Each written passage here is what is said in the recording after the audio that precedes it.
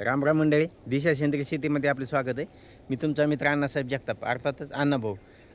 मित्रांनो, बरेचसे आपले शेतकरी बांधव म्हणले होते की अण्णाभाऊ यावर्षी आम्ही टरबूज लावलेले आहेत किंवा आंब्याची बाग आहे, तर त्याच्यावर मधमाशीच आम्हाला दिसाय नाही आणि मालाची सेटिंग व्हाय नाही. ह्यावर्षी लय मध्ये अडचणी आल्यात. तर तुम्ही एखादी मधपेटी आणली का? तुमच्याकडे जी आंब्याची बाग आहे का, तिच्यासाठी मधपेटी काय आणली का? तर मित्रांनो, तुम्हाला सांगतो, आम्ही कोणती मतपेटी आणलेली नाही, काही नाही, काही नाही. जे काय आपण करतो सगळं नैसर्गिक पद्धतीने हे काम चालू आहे. तर तुम्हाला एक महत्त्वाचं सांगतो, मधमाशी कमी होण्याचं कारणं काय आहेत? 2-3 कारणं आहेत. पहिलं कारण तुम्हाला सांगतो, एक तणनाशक. बरं का. दुसरी गोष्ट, जे काय आपण पारंपरिक पद्धतीने पिकं घेत होतो, म्हणजे शेती करीत होतो जुन्या पद्धतीने. जुने लोक काही येडे नव्हते, हुशार होते. त्यांच्या मागे एक विज्ञान होतं, शेती करण्याचं एक विज्ञान होतं.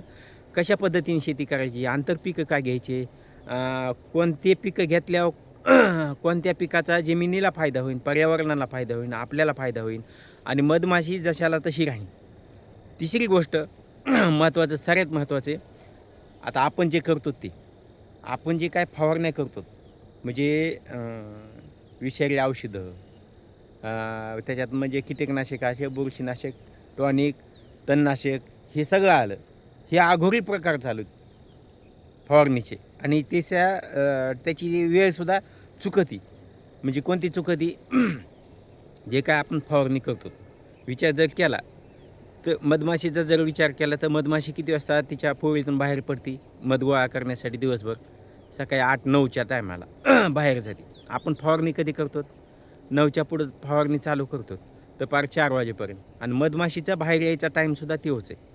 जर त्या टायमाला आपण फवारणी केली आणि त्या टायमाला जर फवारणी केली, जे काय विषारी अंश बाहेर त्या फुलामध्ये, फळामध्ये, झाडामध्ये, त्या वातावरणामध्ये ते काय बारीक बारीक कण गेलेले असतात. हे कण, विषारी जे काही कण असतात, हे कण त्या मधमाशीच्या बुद्धीवर विपरीत परिणाम करतात आणि ते गुरफटती.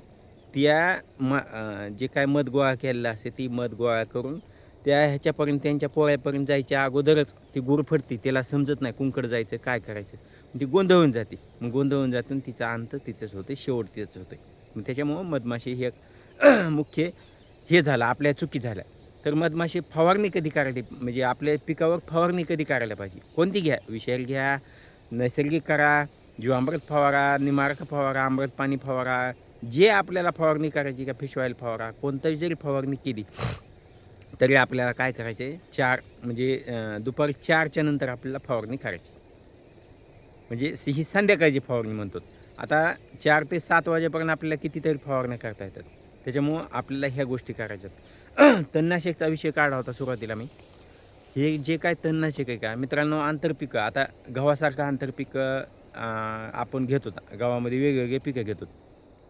ह्याच्यामध्ये जे काय पिकं घेतलेले असतात, ह्याच्यात जर तणनाशक हाणलं, आपण तणनाशक हाणलं तर फक्त ते गव्हावरच काम करते आणि मधले आंतरपिक आहेत का, ते सगळं जाळून टाकते. म्हणजे हे मधले पिकं गेले म्हणून आपली सगळी डब घायला आलो. हे वेगवेगळे जे काय निसर्ग साखळी का, निसर्ग साखळी बिघडण्याचं कारण हे आहे बघा. तर आपण वेगवेगळे ह्याच्यात मोहरीसारखे पिकं घेतो. मोहरी कितीतरी मधमाशा येतात, कितीतरी, पण आज आपल्याला पाहायला भेटत नाही. हे फक्त ही आहे की आंतरपिकं कमी झाले आणि जे काय मिश्र पिकं म्हणतात ना आपण, हे मिश्र पिकं पारंपरिक पद्धतीने घेत होतो, हे सगळे बंद झाले. त्याच्यामुळं आपली ही मधमाशी गायब झाली. आता मधमाशी माझ्याकडे किती काय पुढच्या व्हिडिओमध्ये मी तुम्हाला दाखवीन. आज नाही दाखवून व्हिडिओ मोठं होईल. त्याच्यामुळे दाखवणार नाही. त्याच्यामुळं आपल्याला जे काय फवारणीचा टाईम आहे, आपल्याला तेवढेच आपल्या हातात आहे. काय फवारणीचा जे काय टाईम आहे का, हे टाईम आपल्याला हे करायचा, टाईम बदलायचा आहे. म्हणजे आपल्याला संध्याकाळची 4च्या नंतरच फवारणी घ्यायची, त्याच्या अगोदर फवारणी घेऊ नका. मधमाशी यायचा टाईम आणि आपला फवारण्याचा टाईम एकच होतो. त्याच्यामुळं ही चुकी करू नका. साधी फवारणी पाण्याची बी फवारणी घ्यायची असली तरी आपल्याला संध्याकाळी 4च्या नंतरच फवारणी घ्यायची, अगोदर फवारून घ्यायचं नाही. व्हिडिओ कसा वाटला, माहिती कशी वाटली ते कमेंटमध्ये सांगा. व्हिडिओला तेवढं लाईक करी जा. भेटू नवीन माहितीसह पुढच्या व्हिडिओमध्ये. तोपर्यंत सेंद्रिय धन्यवाद. राम राम.